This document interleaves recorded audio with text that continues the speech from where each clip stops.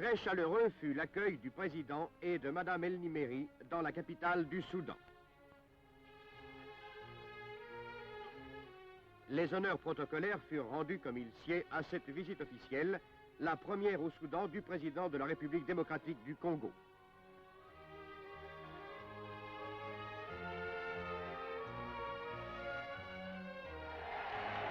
Quant à l'accueil populaire, il fut extrêmement sympathique.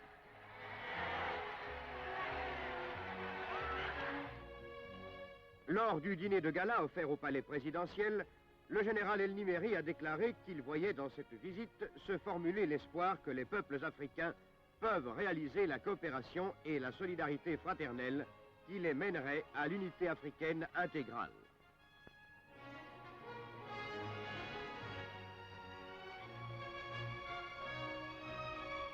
De son côté, le président Mobutu souligna que sa visite, la première qu'un chef d'État congolais effectue au Soudan, s'inscrit d'abord dans le cadre du resserrement des liens de fraternité et de bon voisinage des deux pays.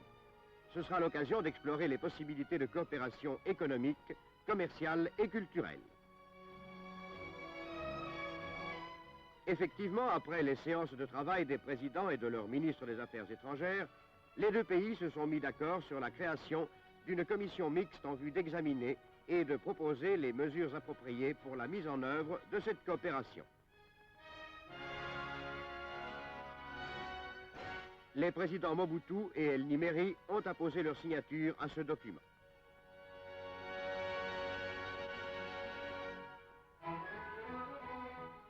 Au domaine militaire d'Omdurman, les présidents Mobutu et El Nimeri ont assisté à une brillante démonstration des paracommandos soudanais, très appréciés du premier parachutiste de la RDC.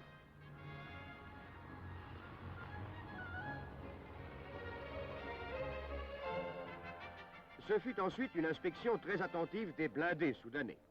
Leur équipement, leur formation et leur tactique firent l'objet de nombreuses questions de la part du président Mobutu.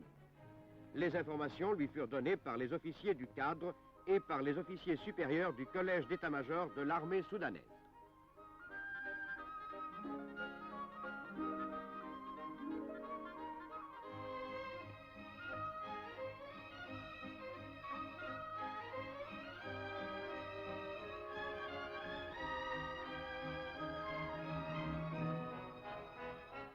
L'insigne d'honneur en fut conféré au président Mobutu par le commandant du collège au titre de chef suprême de l'ANC et plus spécialement pour les qualités d'organisateur et de soldat qu'il n'a cessé de prouver tout au long de sa carrière militaire et présidentielle.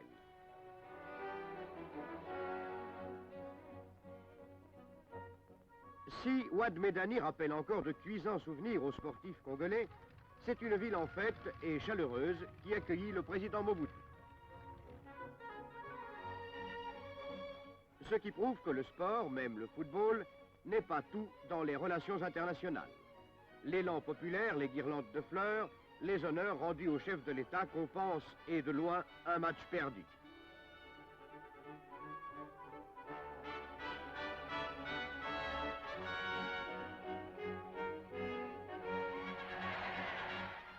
C'est dans un délire d'acclamation que le président Mobutu se rendit avec son homologue soudanais au grand centre cotonnier de Ouad Medani. De très modernes installations traitent sur place les efflorescences d'un coton qui rivalise avec les meilleurs d'Afrique. Comme au Congo, le coton est de grande importance pour les populations rurales soudanaises. Dans les cultures en fleurs, le président Mobutu allait prendre plaisir à faire un brin de cueillette avec le tablier qui convient pour ce genre d'opération.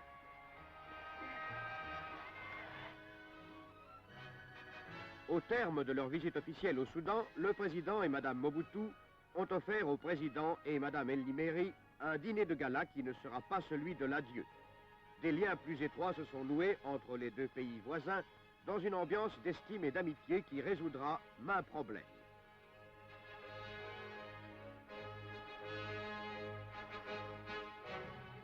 En gage de ces sentiments réciproques, le président El Nimeri a conféré à la présidente Marie-Antoinette la plus haute distinction de la République démocratique du Soudan.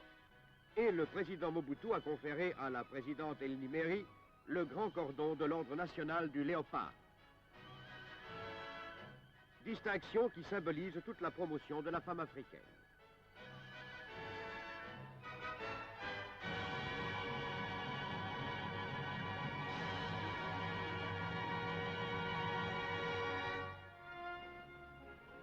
Venant de Khartoum, l'avion présidentiel a fait escale à Nairobi.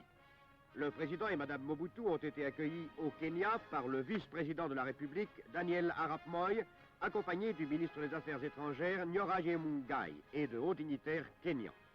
L'escale à Nairobi n'était qu'une étape vers Mombasa.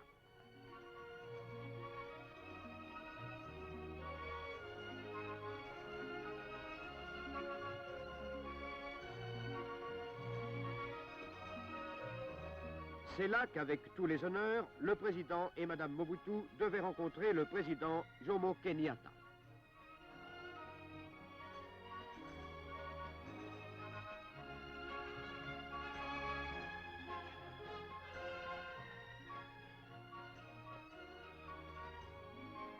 Si les pays africains de langue anglaise ont gardé l'empreinte d'un protocole assez rigide, par contre, toute la spontanéité bantoue se retrouvait dans les danses folkloriques.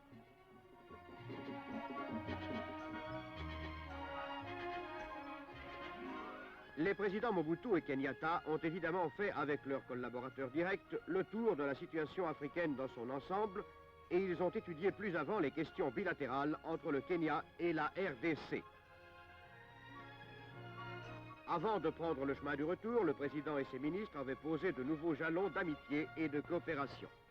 C'est cela surtout qu'il faut voir au-delà des images du nouveau périple présidentiel dans 3 pays africains.